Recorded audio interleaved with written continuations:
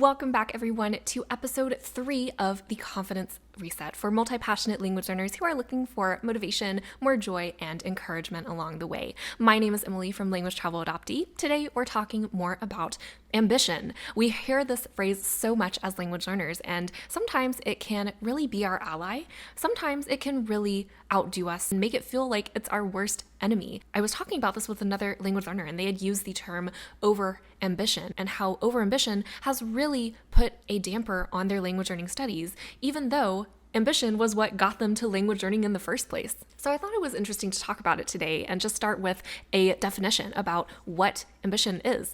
Oxford Dictionary does define it as a strong desire to do or achieve something, typically requiring determination and hard work. But of course, this ambition is rooted so early in inspiration, curiosity. It drives us to explore even more, even outside of our comfort zone, and it is healthy to have to a certain extent. Probably a lot of us wouldn't be here if we didn't have some level of ambition as language learners, right? But of course, ambition, when it gets out of hand, it can make you feel as if you're on a constant treadmill of just wanting to do more and more, achieve more and more goals without pause. Get even more disconnected to your whys that your ambition was tied to at the beginning of your language learning journey. So how can we make peace with our ambition and allow it to be our friend instead of our enemy in language learning? This is where we can talk about getting to know our limits with ambition. We can definitely go over our limits with ambition, and this usually shows up in our bodies as signals that we are doing so, like anxiety and overwhelm. And if we do feel that anxiety and overwhelm, sometimes we can turn to coping methods for these feelings with perfectionism and overwork just to give ourselves a sense of being in control. And when we are really pushing our ambition the hardest and going over our healthy limits with it, it can start to feel like what was originally driving our curiosity and love of learning in the first place to turn into, oh my goodness, I have so much more to go. It's like looking up a hill and seeing, I don't even know if I'm going to get to that point, but I'm going to keep my head down and try, and I'm going to forget the bigger vision of why I'm doing all of this in the first place. I just need to get through it. So it really takes us out of the present moment of what we are doing. And the present moment is where curiosity and the flow state thrive and ultimately make the language learning journey a much more sustainable, joyful experience. Now, of course, language learners are usually very ambitious, right? And it can really be our friend. It can really drive us to connect with other people. Not only with different cultures, but it allows us to connect with people who are like us.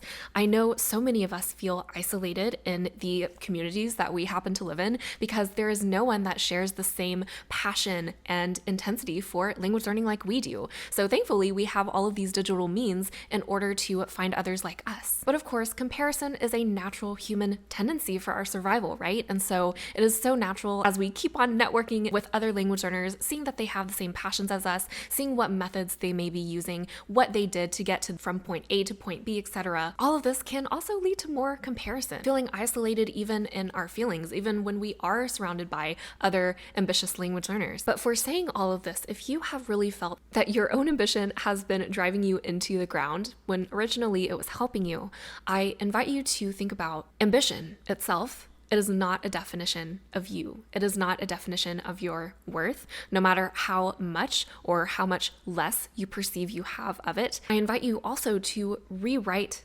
ambition. We can really start to think about, maybe I'm crossing these boundaries of seeing where ambition is not serving me, by referring to what we've already talked about in the past with some of those telltale signs. We can also think about it as when we have the space of all or nothing thinking. So thinking, oh, this has to be perfect. Otherwise, it doesn't even count. It doesn't even exist in my language learning journey. I don't want it to because it's not what I want it to be. Instead, I really invite you, with whatever language learning concept has triggered that all or nothing thinking within you, to take that task, sort of analyze it, be like a scientist, break it down into even smaller steps that you can check off a checklist and write it down. And if we see such a large, ambitious hill that is broken down into pieces, it's much more conceivable in our minds that it is possible to get there, to get to whatever goals we want. But it is really in those small increments that the most progress and the most joy in language learning overall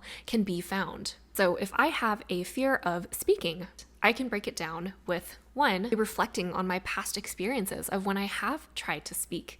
2, breaking it down into who I would like to speak with and really getting grounded on your goal for that task. How can I start speaking even 1 minute to myself, maybe even reciting the numbers or the vocabulary that I recently learned today? Can I recite that to myself in my head?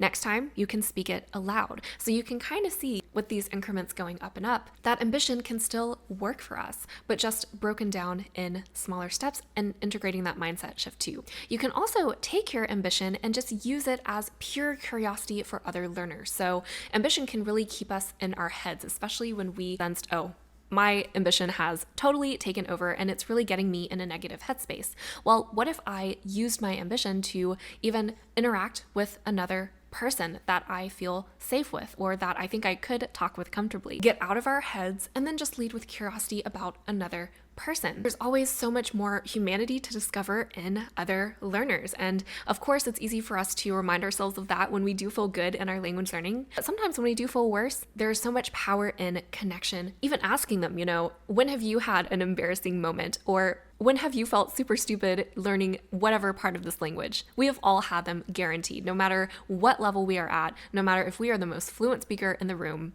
it's all happened before, because that's just a part of language learning. So our own ambition in language learning can work for us. Our perceptions and the way that we introduce these traps of comparison, making us think we have to work harder, which then drives us even further away from our values and our whys of why our ambition was founded in the first place to even start this journey. All of these traps will come up again at some point or another. It's just normal.